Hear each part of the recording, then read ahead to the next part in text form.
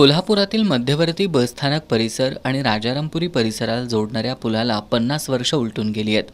या पुलाखालून वाहतूक करण्यासाठी रेल्वे प्रशासन आणि महापालिका प्रशासनाची अधिकृत मान्यता नाही.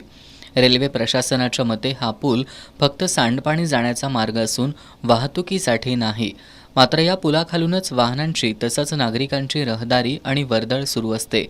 सध्या जीव धोक्यात घालून लोकांची या पुलाखालून ये-जा सुरू आहे. कोल्हापूर महानगरपालिकेनं सुमारे 3,82,00,000 रुपये खर्चाचा पादचारी उड्डाणपूल प्रस्तावित केलाय. त्याला रेल्वे प्रशासनानंही मान्यता दिली आहे.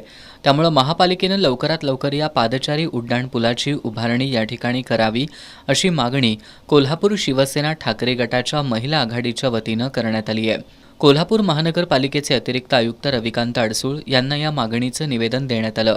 यावेळी शिवसेना ठाकरे गटाच्या महिला आघाडीच्या शहर प्रमुख प्रतिज्ञा उत्तुरे यांच्यासह पूनम फडतरे, दीपाली शिंदे, रीमा देशपांडे, विद्या गायकवाड, कमल पाटील, शिल्पा संकपाळ, तेजश्री वाईंगडे यांच्यासह पदाधिकारी उपस्थित होत्या.